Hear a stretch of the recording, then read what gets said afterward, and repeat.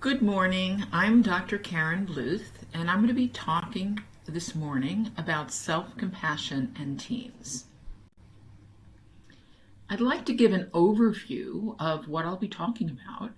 First, I'll be talking about some of the challenges of adolescence that I'm sure you're familiar with. I'll be offering some statistics on how adolescents are doing these days and how self-compassion can help. I'll also be talking about some of the doubts that many of us have about self-compassion. We're not taught how to be nice to ourselves generally. We're taught as we're growing up how to be nice to others, but not so much how to be nice to ourselves. So many of us have questions or doubts about self-compassion, so I'll be addressing those. I'll also be giving an overview of the research on self-compassion and teens. And throughout, I'll be offering some experiential practices, some formal and informal meditations, guided practices on self-compassion.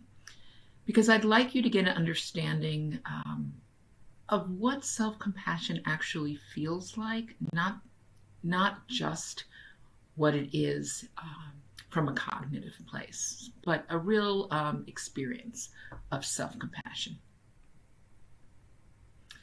So first, some of the challenges of adolescence. We know today that about 14% of adolescents aged 13 to 18 experience a mood disorder. And what we mean by that is something like depression, sadness. That's about 14% of teens. About a third of teens experience an anxiety disorder, and about 19% are diagnosed with some kind of behavior disorder. 11% of teens have a substance use disorder. So this might be around alcohol or drugs, narcotics, opiates. So what that means overall is about a quarter of all teens have some kind of severe impairment or distress that they live with every day. And a few more statistics. From 2012 to 2015, depression increased among girls by 50% and among boys by 21%. And in 2014, compared to 2007, among those teens aged 12 to 14, 3 times as many girls and 2 times as many boys took their own lives. I want to say that again because that is just to me an absolutely astounding statistic. So in 2014, compared to 2007, among those teens who are 12 to 14, 3 times as many girls, twice as many boys took their own lives. And this was pre-pandemic. We know that now things are much worse. So, knowing that teens are having a really hard time, how can self-compassion help? How can self-compassion help to mitigate some of these problems that youth are experiencing? So in order to do this, what I'd like to do is give you a definition of self-compassion first. But actually, I'm not going to give it to you. I'm going to let you discover it for yourselves. And we're going to do this through an exercise. So if you have something to write with and something to write on nearby, that would be great. If not, you can do this exercise in your head. And what I'd like you to do is think of a time when a good friend of yours was having a really hard time. They had a really hard day. Something happened that made them feel really inadequate, unworthy. Maybe they felt like a loser. And they came to you. What did you say to them? And what tone of voice did you use? Perhaps what were your body, what was your body posture, or what gestures did you use? If you can't think of a time, think of what you might say if this were to happen. And I'll give you a few minutes to think about this.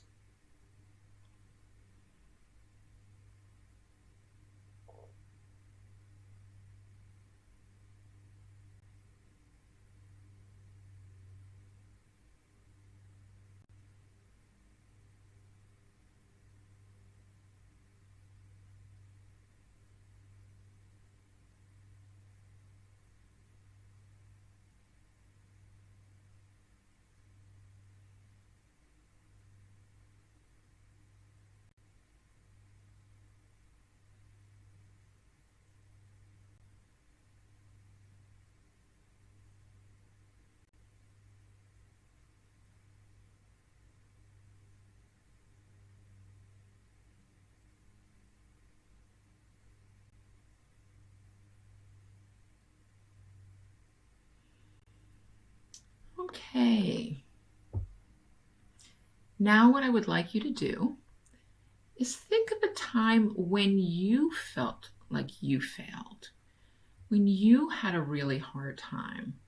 Maybe you had a difficult day, you maybe had a problem at work or difficult conversation with somebody at home, with your child or with a partner, or you felt badly about yourself. You felt inadequate. You felt perhaps like a loser. You felt unworthy. What words did you say to yourself? And what tone of voice did you use? Now I'll give you another minute or so to think about this. And again, if you have something to write with and something to write on, you can jot this down.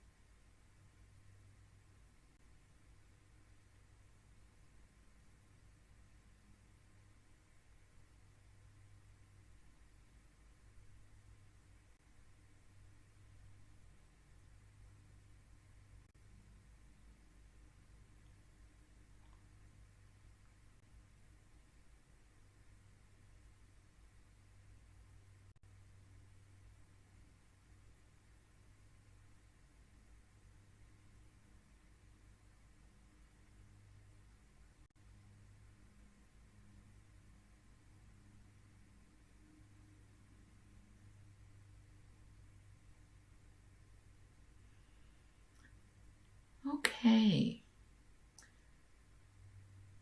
So if you're like most people, in fact, about 80% of us, you treat yourself much more harshly than you treat your good friends. You say things to yourself that you would never in a million years say to a good friend. You have a very different tone of voice with yourself than you do with a good friend. And so one way that we define self-compassion is when we're dealing with difficulties and challenging times, treating yourself the way you would treat a good friend. Saying the kinds of words to yourself that you say to your good friends. So that's the informal definition of self-compassion. And there's a more formal definition of self-compassion as well. And this definition was offered by Dr. Kristen Neff in 2003. And it has 3 different components. So the first component of self-compassion is mindfulness. And within this definition, mindfulness means having a balanced perspective.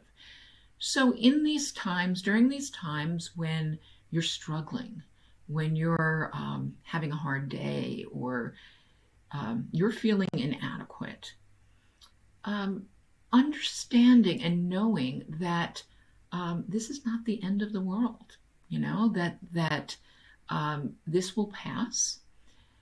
And not spinning out. So what I mean by that is what we tend to do when something bad happens to us is we tend to think that, this is the end of the world. Well, I had this difficult conversation with my supervisor at work, and I know what's going to happen. I know what this means. I know it means that I'm going to come into work tomorrow, and they're going to call me into their office, and they're going to tell me that I don't have my job anymore. I'm going to be fired.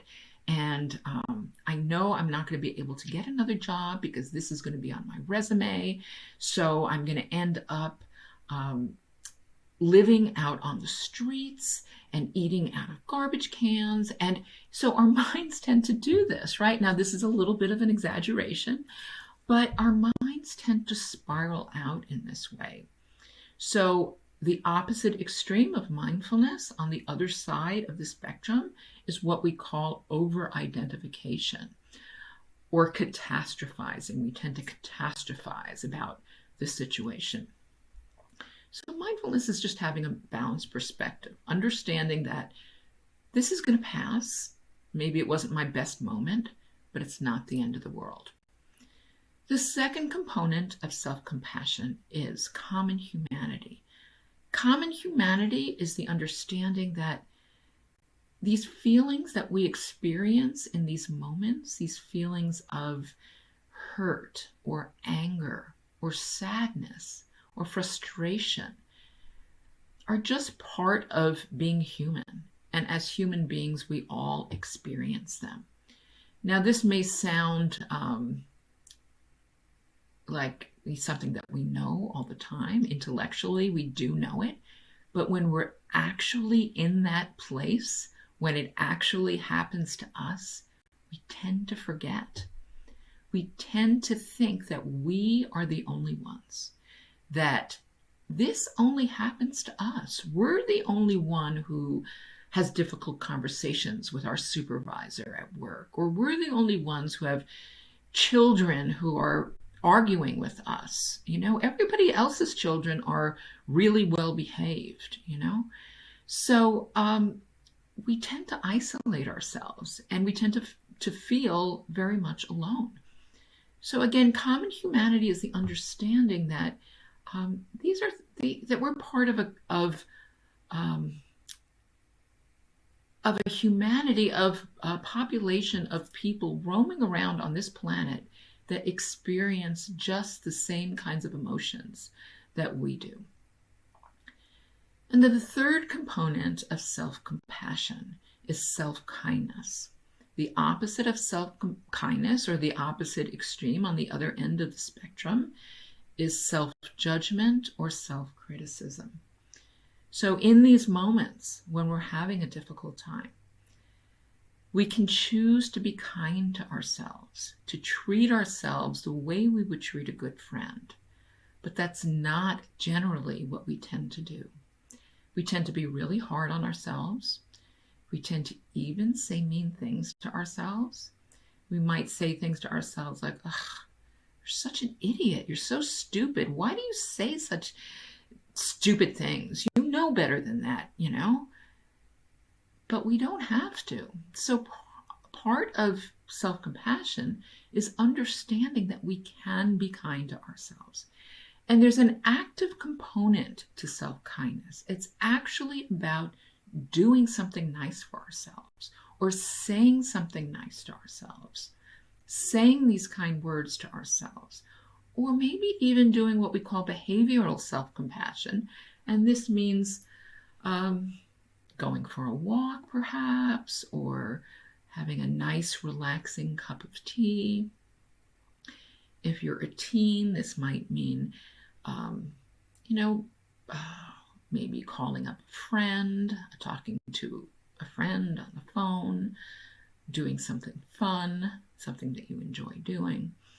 So these are the three components of self-compassion. So I'd like to bring these three components together in a practice that we call self-compassion break. And this is a practice that you can do at any time. We call it an informal practice because you can do it right in the moment when you're feeling like you're starting to struggle a little bit. Maybe you're getting frustrated or angry or anxious, and you don't know what to do. You can drop right into this practice.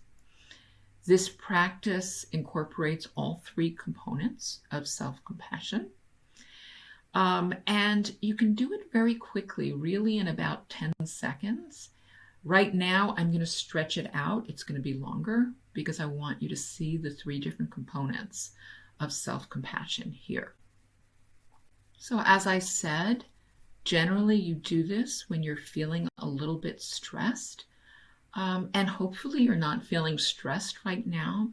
So what I'm going to do is elicit a little bit of stress in you so that you can practice this self-compassion break. And I apologize for that in advance. 지금부터 여러분 삶에서 스트레스를 불러일으키는 것에 대해 생각해 보겠습니다. 직장이나 집에서 해결해야 할 문제일 수도 있고,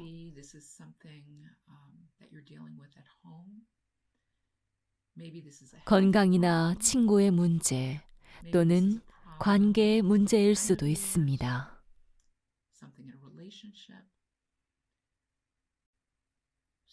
잠시 스트레스 받는 일을 떠올리면서 상황을 잘 그려보세요. 누구와 연관되었으며 누구에게 무슨 말을 했는지를요.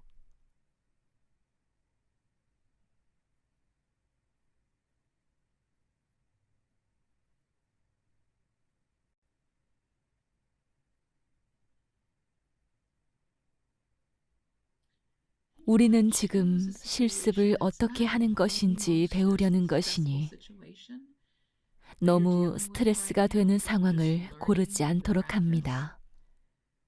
우리 몸이 느끼는 스트레스 크기를 1에서 10까지라고 한다면 그 중에서 3, 4 정도의 스트레스 상황을 선택해 주세요.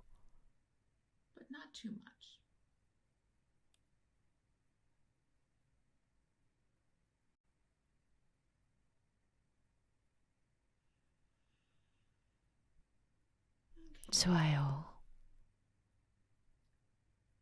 이제 스스로에게 이것이 고통의 순간이구나, 도전적인 순간이구나 라고 말해줍니다.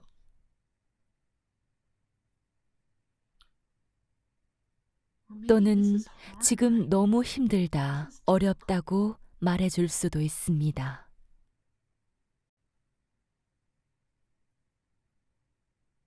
여러분이 해야 할 일은 고통을 표면으로 드러내고 인정함으로써 그것이 지금 여기에 있음을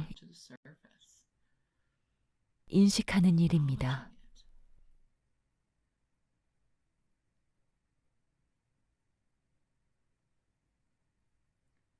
이것이 자기연민의 요소 중 마음 챙김입니다.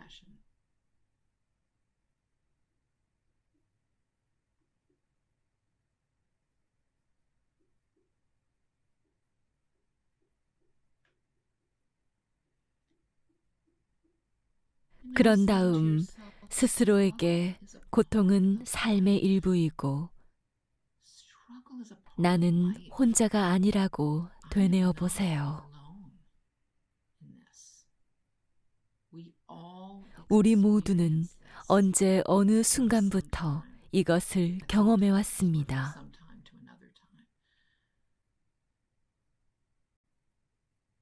이것은 인간 존재의 일부이자 이 행성을 살아가는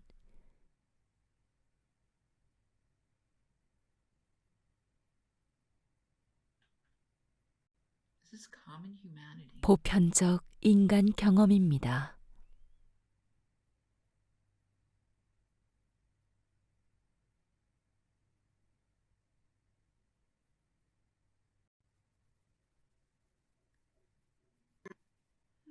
이제 스스로에게 말합니다. 지금 이 순간에 나에게 친절하기를, 나에게 필요한 것을 주기를. 그리고 이런 말을 스스로에게 해봅니다. 나는 강하다는 걸 알기를, 내가 강해지기를, 힘과 용기로 이 순간을 맞이할 수 있기를.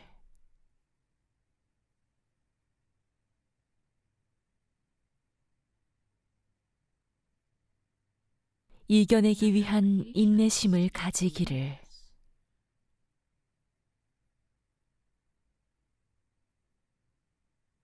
지금 이 순간 나 자신에게 필요한 사랑과 연민을 줄 수 있기를.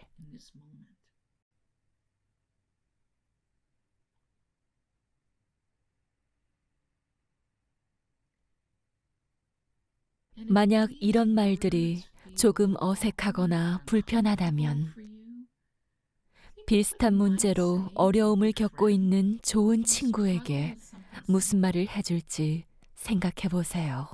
그들에게 무슨 말을 어떻게 하실 건가요?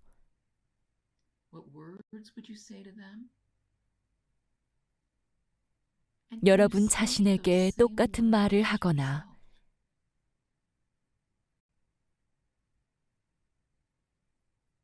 그런 친절한 말들을 해줄 수 있나요?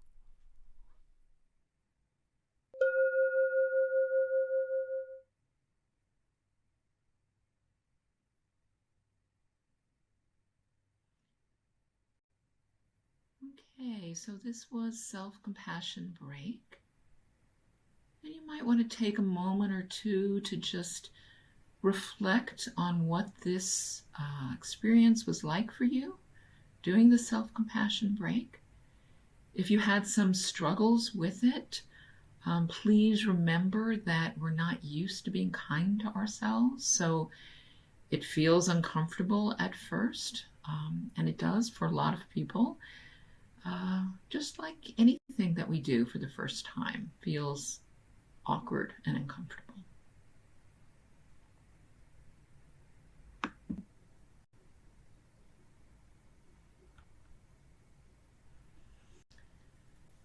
As I mentioned earlier, we're not raised to be compassionate to ourselves. We're raised to be compassionate to others. So many of us, most of us actually, have doubts about self-compassion. Is this real? Will this really work? Or even misconceptions or misunderstandings about self-compassion. And one of the biggest doubts that people have about self-compassion is that it will make them unmotivated. It will make them, just happy lying on the couch, watching Netflix, eating chocolate all day long.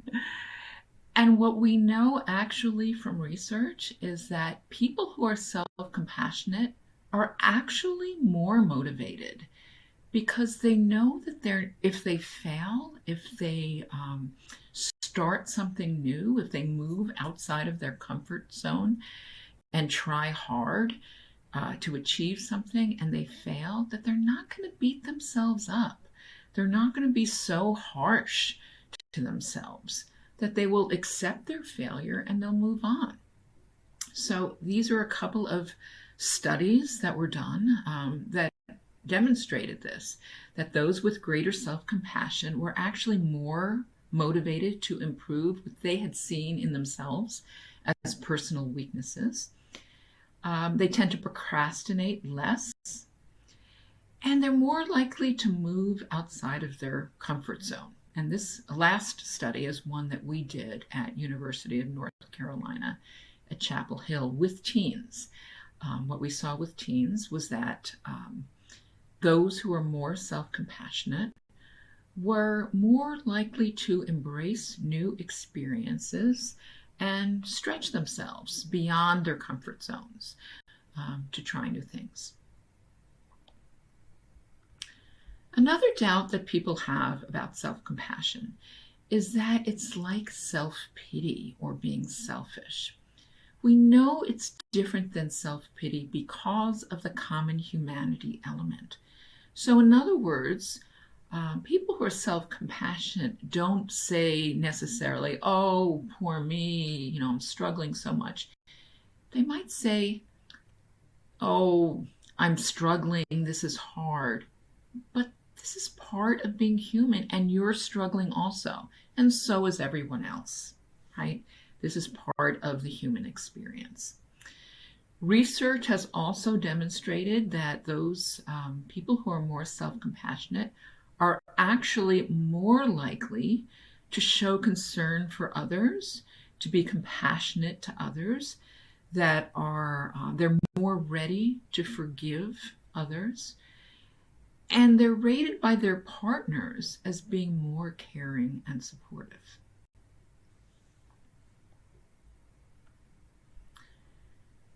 And some people think that when you're self-compassionate, you're being self-indulgent. But being self-compassionate is like reparenting yourself in a way. So in other words, it's like the good parent, the healthy parent who says to their child, I'm not going to feed you sweets all day long. I'm not going to do that because that's not good for you. It's not good for you to eat desserts all day long. I might give you some desserts, but I'm also going to give you fruit and vegetables and healthy food. So the same goes for ourselves. We do what's best for ourselves when we're self-compassionate. We do what's healthy for ourselves in the long run. So research also has demonstrated this, that those who are high in self-compassion are more likely to exercise, to stick to their diet. They're more likely to seek medical help when it's necessary. And they treat themselves as in healthy ways in this regard. And then there are those who are afraid that self-compassion is weak, that strong people aren't self-compassionate,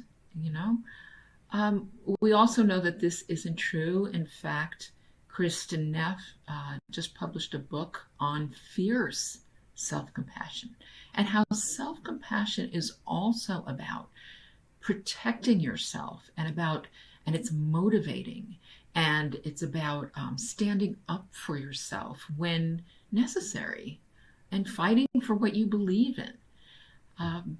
So there's a fierce side of self-compassion, a very important fierce side. There's a tender side of self-compassion and a fierce side. We call this the yin and yang of self-compassion. And research has shown that those who are higher in self-compassion are better able to cope with trauma, with divorce, with chronic pain, with academic trouble at school, and with child maltreatment. So those people who are higher in self-compassion are better able to deal with these kinds of challenges that they encounter in life. And then another doubt that people have about self-compassion is that it's a form of making excuses or letting yourself off the hook. And what we know from research is that people who are more self-compassionate are actually take more responsibility for their mistakes and for places where they have messed up, because they know it doesn't mean that they are a terrible person. So they're willing to step in and say, I'm sorry, I made a mistake. I shouldn't have done that. I will correct my mistake. I will do what's necessary to amend what I have done, because they know it means that they're not a horrible person. They know it means that they're a good person who made a mistake. And there's a big difference here, which I'm sure that you can recognize. And again, another research study showed that they're more likely to apologize when they've offended someone. So the same kind of reasoning goes here. They're more willing to step in and apologize because they know it doesn't mean that they're overall a horrible person. So the next practice that I'd like to do with you is called supportive touch. And this is one that is very easy and quick to do, and you can do anytime, anywhere. And actually, it's one of the favorites of the teens that we teach. So what I'm going to do is demonstrate a number of different practices, a number of different supportive touch gestures, so that you can try them out and choose one or two that work for you, or perhaps you have your own gesture that works for you, and that's fine. Before I do that, however, what I'd like to do is explain a little bit about the science behind supportive touch. So we readily give supportive touch to other people, to our friends. If a friend is having a hard time, we would think nothing of giving them a hug or putting our arm around them or maybe a pat on the back. We even do this for our pets, you know. We might go over to our dog or cat and pet them. Feels good for the dog or cat. Feels good for us. We don't do this for ourselves. And the only reason we don't do it for ourselves is that we're just not used to it. But we can. And we can comfort ourselves in this way. This comes very naturally to us, doing it for other people, because it elicits a physiological response in our bodies, a release of a chemical called oxytocin, which is what we call the feel-good hormone or cuddle hormone. It makes us feel good, and it makes the other person feel good. This is the hormone that's released when a mother nurses her child, her baby. There's a release of oxytocin. It's also released when we do these gestures, these supportive gestures for others and for ourselves. Okay, so that was my little bit of introduction, and now we'll try them out. Sometimes, actually for most people, it's a little bit easier to do with your eyes closed. 눈을 So 감으세요. feel free to close your 물론 eyes. 눈을 감고 싶지 않다면 그러지 않아도 좋습니다. 동작의 느낌을 더 많이 느낄 수 있기 때문에 저는 눈을 감는 것을 선호합니다. 한 손에 다른 손을 포개어 서로 만져지는 두 손의 느낌을 알아차리는 것부터 시작할게요.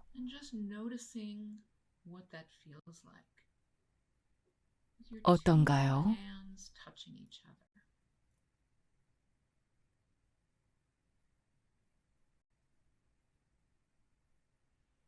한 손이 다른 손에 닿는 부분에서 약간의 따뜻함을 느낄 수 있습니다.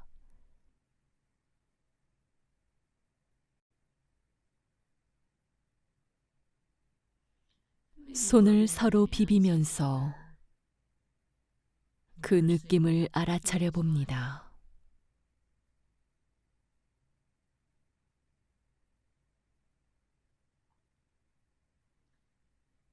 한 손으로 발 위쪽을 쓰다듬으며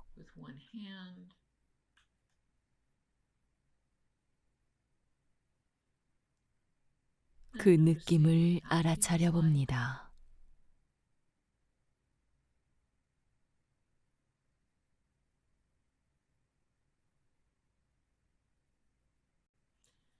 두 팔을 교차해서 양쪽 팔 위를 쓰다듬거나 자신을 꼭 안아주거나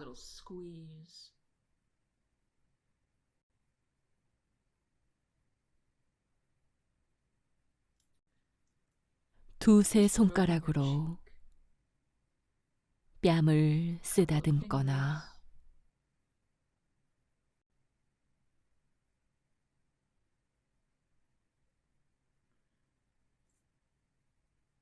양볼에 손을 얹어봅니다. 얼굴에 손을 대고 그 감각을 알아차려 보세요. 어떤 느낌인가요?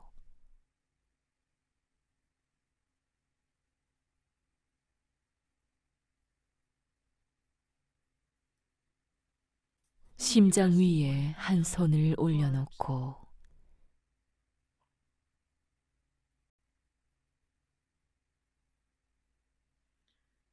손의 온기와 부드러운 압력을 알아차려 보세요.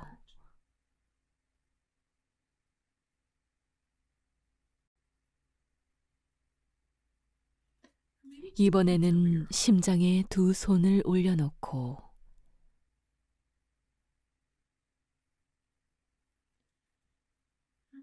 손으로 심장 위에 작은 원을 그려보세요.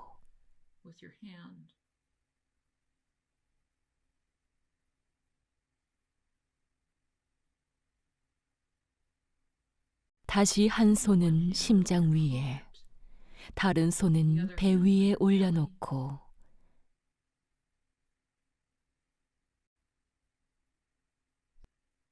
어떤 느낌인지 알아차려 봅니다.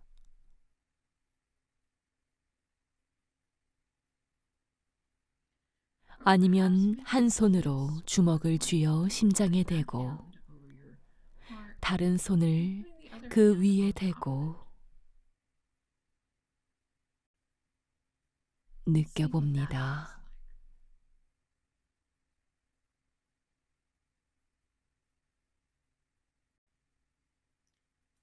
이번에는 한 손을 이마에 대거나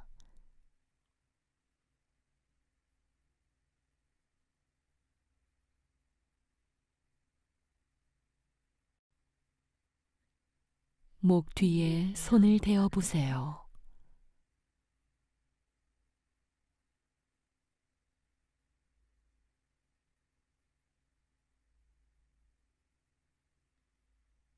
여러분 무릎 위에 한 손을 놓고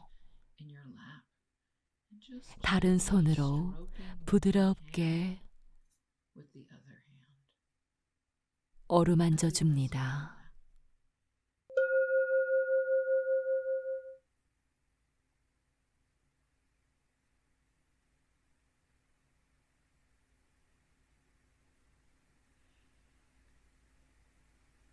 Okay, so that's supportive touch. And hopefully you found one or two gestures that work for you, that were somewhat comforting for you. And you can do those at any time. Anytime you're starting to feel a little stressed or a little tense, you can just do one of those gestures. So now I'd like to talk about the research. And first, just to give you an overview of the research, I'm going to highlight two meta-analyses. And for those of you who don't know, a meta-analysis is a statistical summary of a number of other studies. And the first one that was published on self-compassion in teens was in 2018 by Marsh, Chan, and Macbeth. And what they did was they looked at a number of different studies that had measured what they termed psychological distress, which was grouping depression, anxiety, and stress together. And they looked at how that correlated with self-compassion. And what they found was that there was a strong inverse correlation between self-compassion and psychological distress or psychopathology. There were 19 different studies in this meta-analysis, and this parallels the work that's been done with adults, which also showed that there was a strong inverse relationship between self-compassion and psychopathology. So the more self-compassionate you are, the less likely you are to develop depression, anxiety, and stress, and the less depression, anxiety, and stress you'll have overall. There was another meta-analysis that was published in 2019 by Palmer and her colleagues. And this looked at the relationship between self-compassion and specifically depression in teens. There were 18 different studies in this meta-analysis, and the findings reflected the same kind of thing, which is that self-compassion was inversely associated with depression, and that girls between the ages of 12 and 16 are at a higher risk for low self-compassion and higher depression. And this is something that has been out there in the literature for some time, that among females from the time that they're 11 or 12 to the time that they're 18, the depression increases. And to the point where at around age 18, they're twice as likely to be depressed as males of the same age. And that stays the same. That statistic stays the same throughout adulthood. Adult women are twice as likely to be depressed as adult men. And so now I'm going to look at a couple of individual studies. This first study looks again at the relationship between age and depression. So similar to what I was just saying, as adolescents get older, particularly for girls, depression increases. And you can see that in this graph. So on the bottom, you see age going from age 11 or 12 to age 18. And on the left, on the vertical axis, you see depression. So you can see in all three of these lines that as adolescents get older, depression increases. But it increases less among those with high self-compassion. So the lowest line there, the one that now has a circle around it in red, represents those adolescents who have high self-compassion. So you can see that their depression does not increase as much as those with average self-compassion, which is the middle line, or low self-compassion, which is the highest line, that where you see the steepest slope. This comes from a study that I published with my team in 2016. In this study, what we're looking at is the relationship between stress and depression. We know as stress increases for teens, actually for everyone, depression also increases. But among those teens with higher self-compassion, it increases less. So here in this lowest line that is now circled in red are those teens who have highest self-compassion. And so you can see that the relationship between stress and depression still is positive. So the more stressed they are, the more depressed they become. The increase is less than those with average levels of self-compassion or those with low levels of self-compassion. Here we're looking at the relationship between depression and non-suicidal self-injury. So that's cutting or adolescents who hurt themselves in ways where they're not intending suicide. They're intending to hurt themselves. So, and we know that this is very common. I think about 12% of teens, thereabouts, engage in some kind of non-suicidal self-injury behavior. So we know that the more depressed you are, the more likely you are to engage in these what we call NSSI behaviors. But among those teens who are higher in self-compassion, you see less of a relationship. So they're still more like, as depression increases, they're still more likely to engage in non-suicidal self-injury, but not as much as those teens who are lower in self-compassion. And this was a study that came out of Portugal.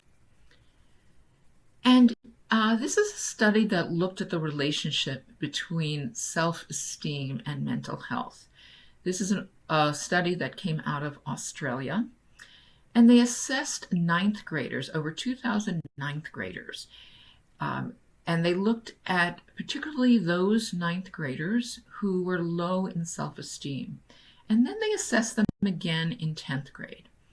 And what they saw was that among those who were low in self-esteem, those who had high self-compassion, there was no change in their mental health a year later when they were in 10th grade. But among those teens who were had low self-compassion and low self-esteem, they had much worse mental health a year later. So there are some teens who have low self-esteem and low self-compassion, but then there are some teens who have low self-esteem and high self-compassion. So high self-compassion is a protective factor or buffers against the negative effects of low self-esteem. In this study that was published a couple of years ago, we're looking at the relationship between self-compassion and social anxiety. And what we know is that the more self-compassionate you are, the less likely you are to have social anxiety. So again, there's a negative correlation between these two different constructs. But what we see here are that there's two different things that act as mediators or explain why or how self-compassion influences social anxiety. The first one is fear of negative evaluation. So in other words, there are teens who are afraid of being negatively evaluated or seen in a negative light by their peers.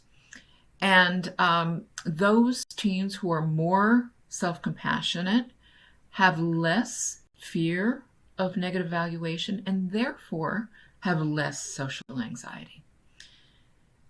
Also, cognitive avoidance is defined as intentionally avoiding your negative feelings that are coming up. So pushing away feelings of hurt, feelings of pain, feelings of sadness or distress. Sometimes we tend to avoid those feelings because they're not comfortable. In fact, they elicit a lot of discomfort. So among those teens who are self-compassionate, who spend less energy avoiding those negative feelings, they experience less social anxiety. So in other words, fear of negative evaluation and cognitive avoidance are explanatory factors that explain why teens might experience social anxiety.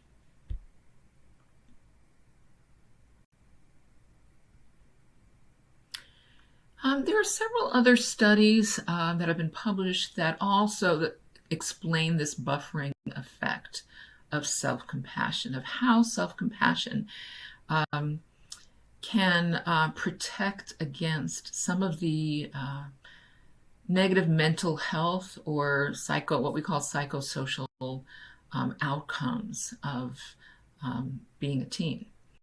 So this is one study that was done among teens in China. and it involves chronic academic stress. We know that when teens are under a lot of academic stress all the time, they experience worse overall emotional well-being, worse mental health, worse negative mood or negative affect. But those with greater self-compassion experience less negative mood or negative affect.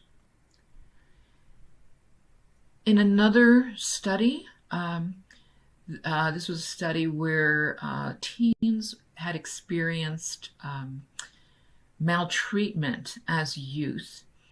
And as teens, they experienced negative psychological health because of what they had experienced when they were younger. They had been victimized as children and had suffered some poor academic performance as teens. Those who were assessed as higher in self-compassion experienced better mental health than those with lower self-compassion. And lastly, this study that was conducted in Israel looked at the after effects of a traumatic event. This was the trauma of a forest fire that occurred in northern Israel, and several villages had to be evacuated, villages where refugees had been living. Those who had experienced the traumatic event and had to evacuate experienced PTSD, depression, anxiety, had some suicidal ideation. And yet those who rated higher in self-compassion experienced less of these negative psychological symptoms.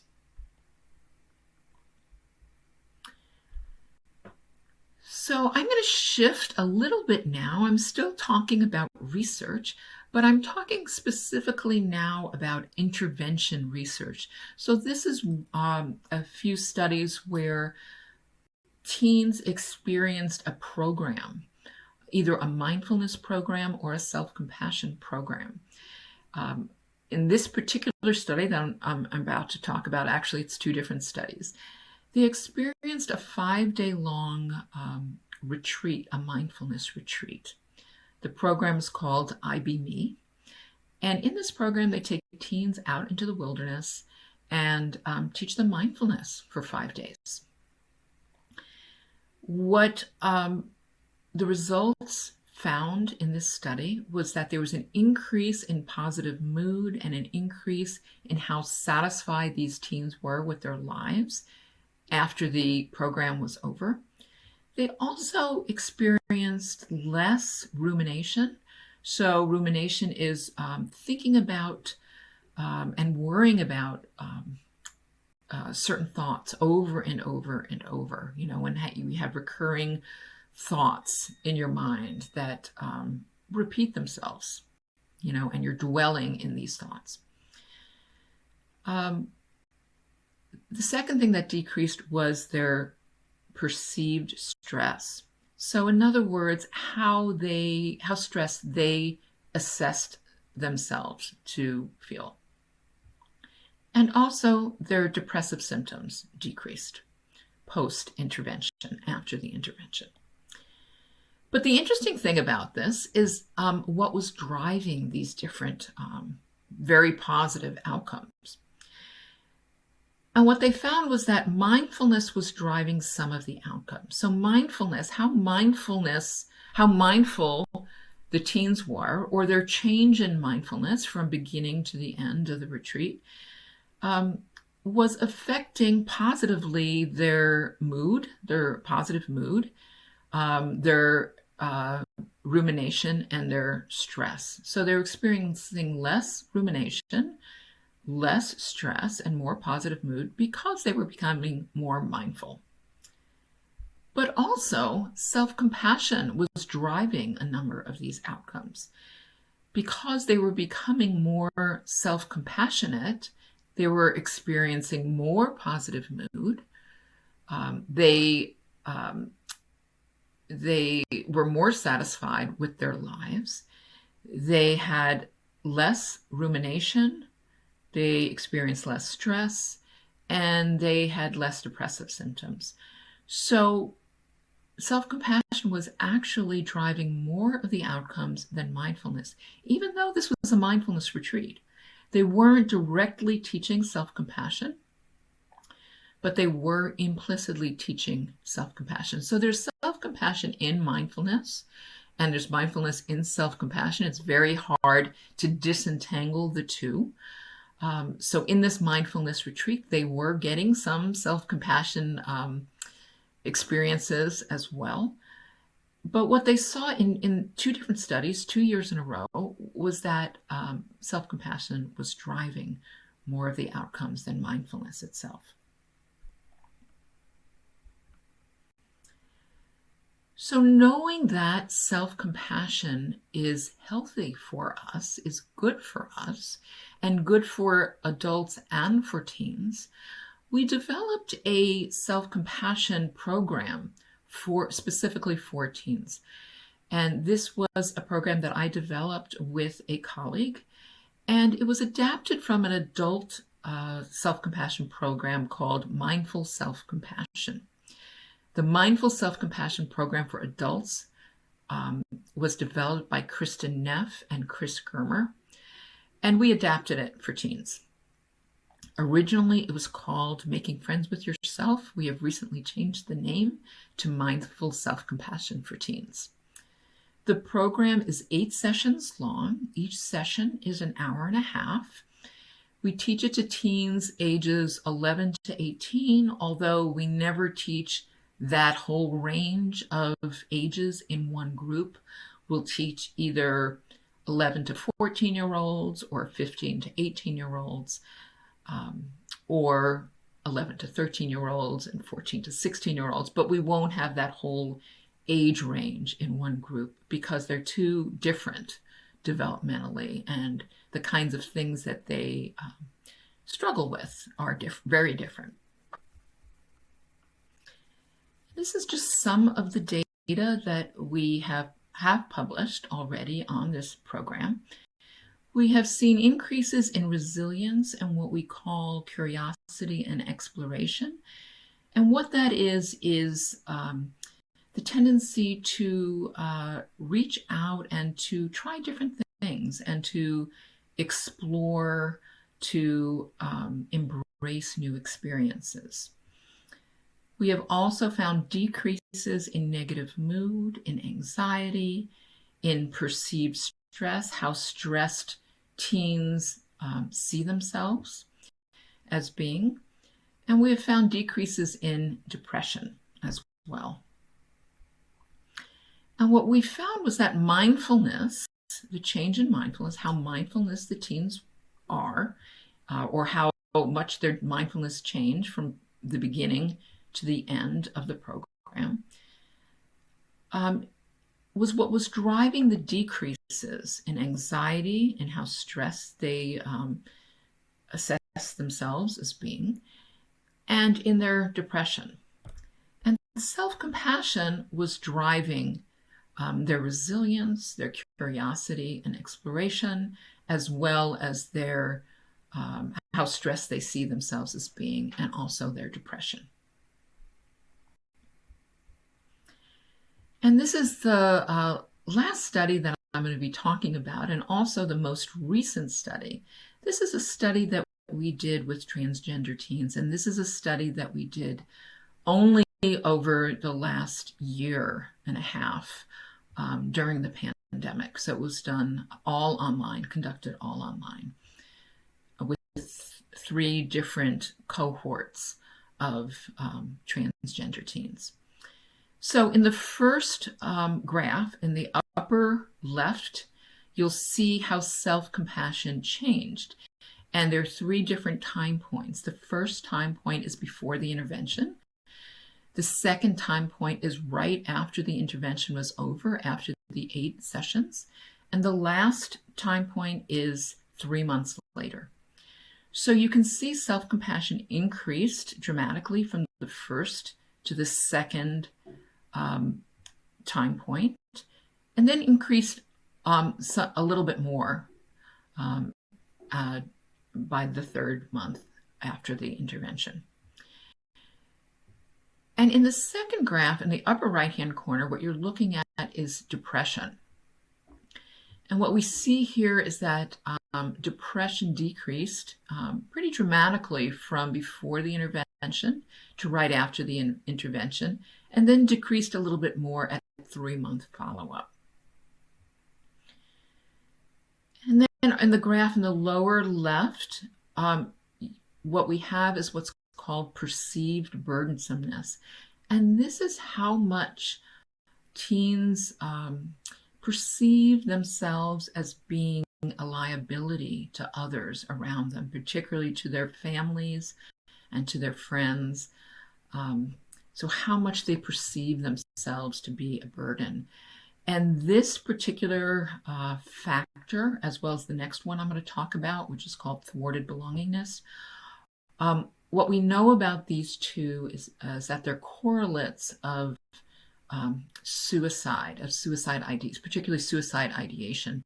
So we know that these are two different factors that, if they're both present to some degree, that it is likely that the teen has also experiences thoughts about suicide.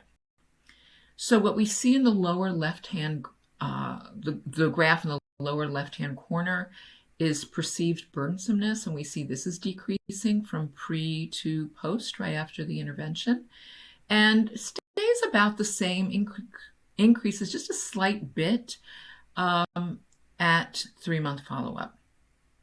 And just to say a word about that slight, very slight increase, which is likely not significant, we often see a waning of effects at 3-month follow-up because they're not, the teens are not practicing as much.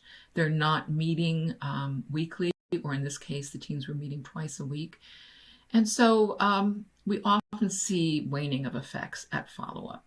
So it's really very positive that we didn't see waning in self-compassion or depression, the first two graphs that I talked about. Okay, so, and then thwarted belongingness. So thwarted belongingness is when teens feel a desire to be accepted and to belong and to be part of a peer group, and that they're not successful with that they feel like they don't belong.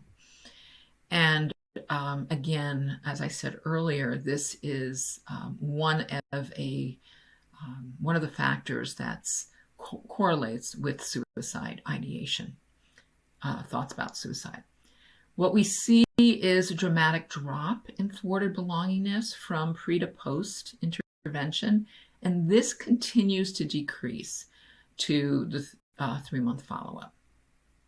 So we felt really good about these results, and especially since this was done during the pandemic when stress is high and also completely online.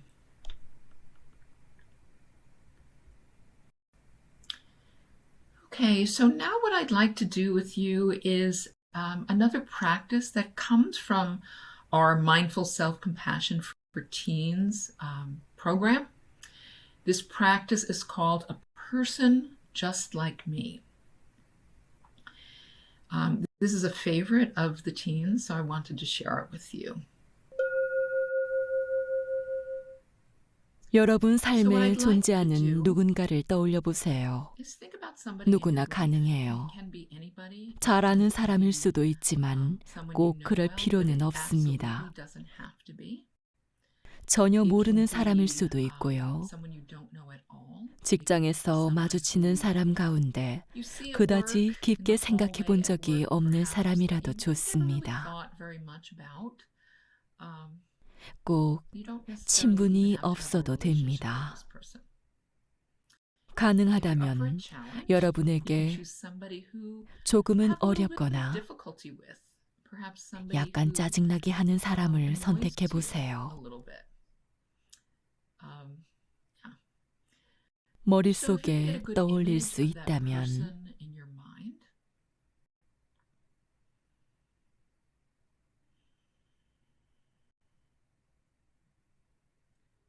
얼굴을 떠올려 보거나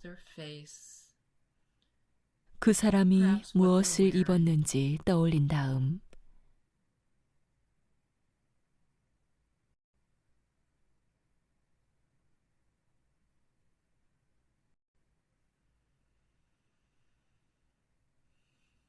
그 사람에 관해 몇 가지 살펴보겠습니다. 이 사람도 나와 같은 사람입니다. 이 사람도 나와 같은 몸과 마음을 가지고 있습니다.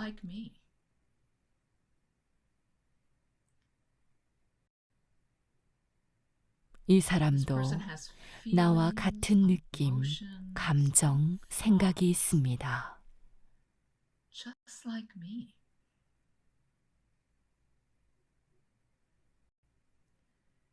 이 사람도 나처럼 슬프고 실망하고 화가 났거나 상처받았거나 혼란스러웠던 적이 있습니다.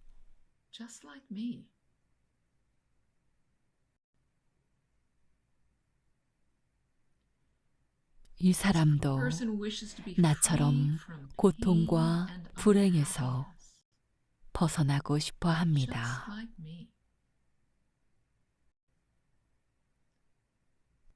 이 사람도 나처럼 안전하고 건강하고 사랑받고 싶어 합니다.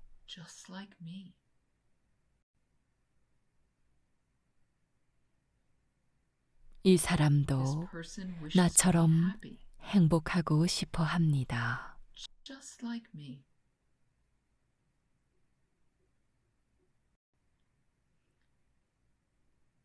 이제 이 사람에 대한 몇 가지 소원을 떠올려 봅니다.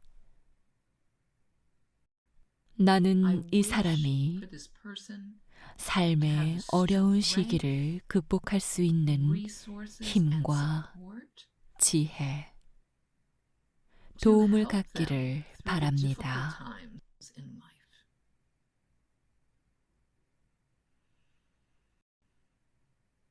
이 사람이 고통과 괴로움에서 벗어나기를 바랍니다.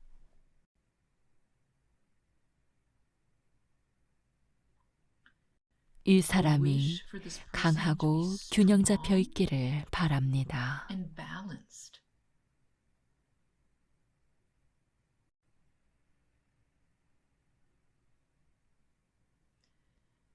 이 사람도 나와 같은 사람이기 때문에 행복했으면 좋겠습니다.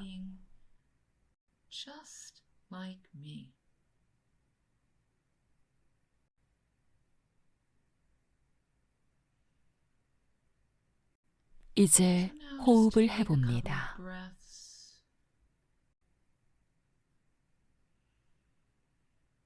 여러분이 느끼는 것에 주목하세요. 느끼는 방법은 다양하기 때문에 여러분이 무엇을 느끼든지 괜찮습니다.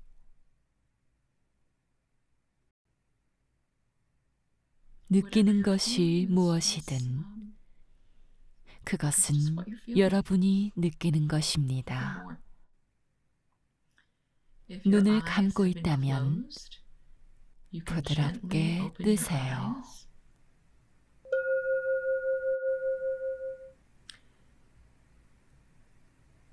And this practice comes from actually from a mindfulness program called Learning to Breathe, which was created by Patricia Broderick.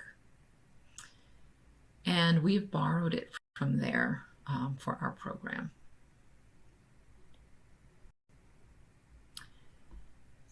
So now I'd just like to take a moment at the end to address how to engage teens, because I'm frequently asked this question.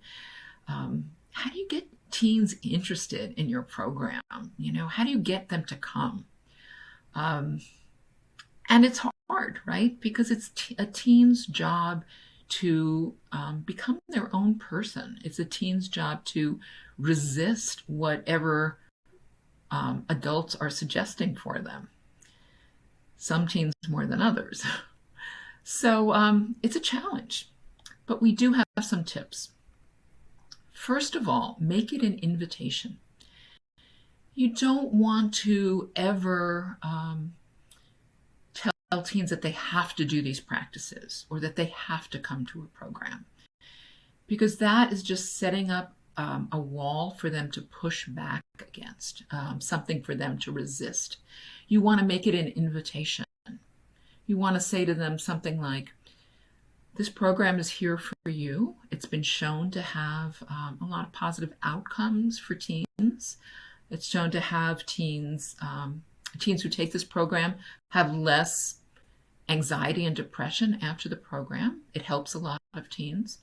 I'd like you to take part, but allow them to empower them to make the decision to do it themselves. So there you go. Second bullet, empower them to make the choice themselves. And again, I addressed this already. Recognize that resisting is where they are developmentally. They're not trying to be difficult, although it may seem that way at times. They're not trying to give you a hard time as a parent or as a teacher, or even as a therapist, but that this is where they're supposed to be developmentally. They're supposed to be developing their own identity as people, and so expect some resistance. And listen. This is really important. As adults, we often feel like we have all the answers, and we've been on this planet longer than teens, of course. So we do often know more than teens, and out of the goodness of our heart, we want to share this with teens. Yet teens are not going to listen if they feel like they are being spoken to. They're much more likely to take in your wisdom if you also listen to them. And frankly, what I have learned is that teens have a lot of very wise things to say themselves, and I have learned a lot from teens. So I would encourage you to listen, to really listen. And listen doesn't mean just hear their words and let them go by you. It means really deeply listen to what they have to say. Also, to keep any practices, meditations short, no longer than 10 minutes, and that's only after they've been doing it for a while. Teens aren't used to meditations, and so if we right off the bat give them a long meditation, it's going to seem burdensome to them and boring. So we keep things short.